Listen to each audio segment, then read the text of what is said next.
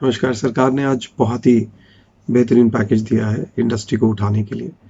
और जितनी भी हमारी माइक्रो स्मॉल मीडियम इंडस्ट्री यानी एमएसएमई, यानी आप साधारण भाषा में समझिए, लगभग सभी उद्योग, छोटे, बड़े, मीडियम, ये सब उद्योग जिनमें 1 करोड़ से नीचे तक की कैपिटल से लेकर और 20 करोड़ तक की कैपिटल जिन लोगों ने इन्वेस्ट कर रखी है, उन सब उद्योगों को सरकार ने सीधा सीधा फायदा दिया है। लॉकडाउन के कारण वो उद्योग परेशान थे और समझने की जरूरत है कि इस स्कीम के अंदर 45 लाख उद्योग, उनको सीधा फायदा होने जा रहा है। तो और ये वो उद्योग हैं जो इस देश में 11 करोड़ लोगों को नौकरी देते हैं। साधारण भाषा में आप समझिए, जीडीपी का 29% कंट्रीब्यूशन इन उद्योगों का है। देश के अंदर जो एक्सपोर्ट हो रहा है, उस एक्सपोर्ट का 48% कंट्रीब्यूशन इन उद्योगों का है। ये उद्योग अगर मर जाएंगे तो 11 करोड़ लोग बेरोजगार हो जाएंगे। तो इसलिए समझना ये है कि जो कल्पवृक्ष आपको हर महीने तनख्वाह देता है, उसको बचाया जाए या उसको मार के सीधा लोगों को बेनिफिट देना शुरू कर दिया जाए, तो वो कहानी कितनी देर चल सकती है? क्योंकि बहुत सारे लोग कह रहे हैं कि सीधा बेनिफिट दे दीजिए। तो समझना यह है कि जो वृक्ष हमको छाया दे रहा है, उस वृक्ष का बचना बहुत ज़रूरी है। इस सोच के साथ ये काम जो है वो सरकार ने किया है।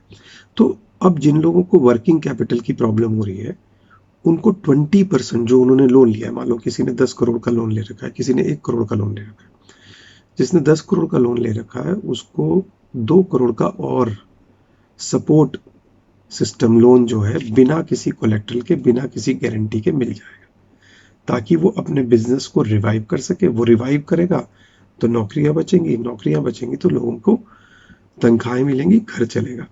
तो एक तो ये इन सब उद्योगों को सीधा सीधा 3 लाख करोड़ रुपया पंप इन कर दिया है सरकार ने। तो वो पैसा सिस्टम में आएगा, तनख्वाह मिलेगी, खरीदारी होगी तो इकोनॉमी चलेगी। यानी मेरा दुकानदार भी जो है वो खाली बैठेगा अगर लोगों के पास पैसा नहीं होगा। तो जब ये पैसा आएगा तो ये खरीदारी में जाएगा और पूरी इकोनॉमी का सर्कल जो एक बार रुक चुका है वो रुक जाएगा।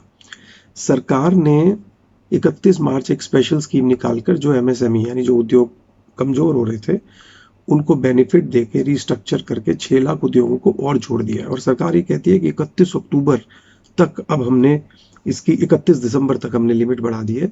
जिन लोगों ने एमएसएमई में रजिस्टर नहीं किया है वो रजिस्टर कर सकते हैं। और सरकार ऐसा प्रावधान कर रही है कि 25 लाख के करीब और उद्योग इसमें रजिस्टर हो जाएंगे।